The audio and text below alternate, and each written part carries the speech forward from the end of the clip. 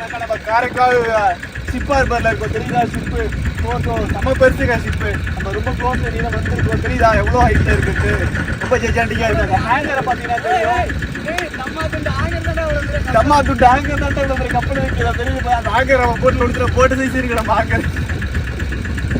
செம்ம ஹைட்ல 14 மீட்டர். அந்த red line இருக்கு பார்த்தீங்களா, அது மட்டுமே 14 மீட்டர் இருக்குது. அது வந்து வந்துடும்.